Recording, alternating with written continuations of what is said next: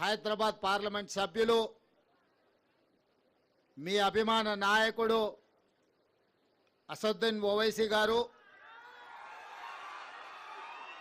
సహచర మంత్రివర్గ సభ్యులు దుద్దిల్ల శ్రీధర్ బాబు గారు, శాసనసభలో ఎంఐఎం పక్ష నాయకులు నా చిన్నప్పటి మిత్రుడు అక్బరుద్దీన్ ఓవైసీ గారు, హైదరాబాద్ నగర మేయర్ గద్వాల విజయలక్ష్మి గారు, అదేవిధంగా డిప్యూటీ మేయర్ గారు, శాసన మండలి సభ్యులు, శాసనసభ్యులు,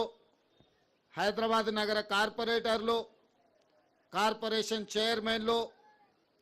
ముఖ్యంగా హైదరాబాద్ పార్లమెంట్ ప్రాంతం సంబంధించిన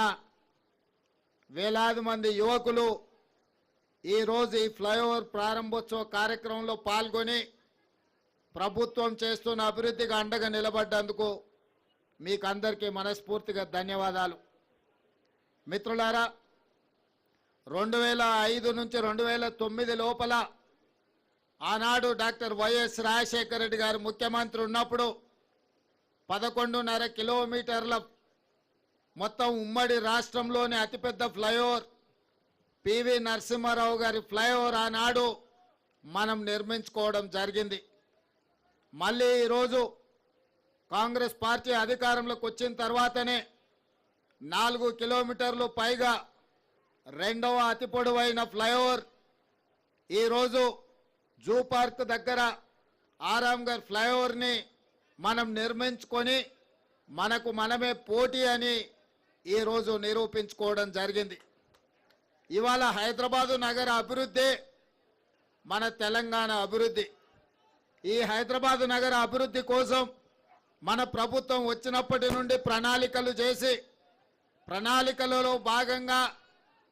రోడ్ల విస్తరణ, మెట్రో రైల్ నిర్మాణం, తాగునీటి సమస్యల పరిష్కారం, అదేవిధంగా శాంతి భద్రతల పరిరక్షణ, నిరుద్యోగ యువకులకు ఉద్యోగ ఉపాధి అవకాశాల కార్యక్రమాలన్నిటిని కూడా తీసుకొని ఒకటొక్కటిగా పరిష్కరించుకుంటూ ప్రజాప్రతినిధుల చేత చర్చ చేస్తూ ఈ సమస్యలను అన్నిటిని కూడా పరిష్కరించుకున్నాం. ఈరోజు ఈ ఫ్లైఓవర్ ప్రారంభోత్సవమే కాదు, చాంద్రాయణగుట్ట నియోజకవర్గానికి సంబంధించి సివరేజ్ ప్లాంట్స్ కోసం కూడా వందలాది కోట్ల రూపాయల నిధులు అక్బరుద్దీన్ ఓవైసీ గారు అడిగితే వాటి ప్రారంభోత్సవ కార్యక్రమాలను కూడా ఈరోజు మనము మొదలు పెట్టుకున్నాం. ఈరోజు చాలామంది నగర అభివృద్ధి గురించి ఎదురు చూస్తున్నారు. ఈ నగర అభివృద్ధిలో మెట్రో విస్తరించాల్సిన అవసరం ఉన్నది, గోదావరి జలాలను తీసుకురావాల్సిన అవసరం ఉన్నది, మూసీ నదిని పునరుజ్జీవింపజేయాల్సిన అవసరం ఉన్నది. ఆనాడు నిజాం సర్కార్ 1908లో వరదలు వచ్చినప్పుడు హైదరాబాదు నగరంలో వేలాది మంది చనిపోయినప్పుడు ఆ రోజు మోక్షగుండం విశ్వేశ్వరయ్యను ఒక ఆర్కిటెక్టుగా, ఇంజనీర్గా నియమించి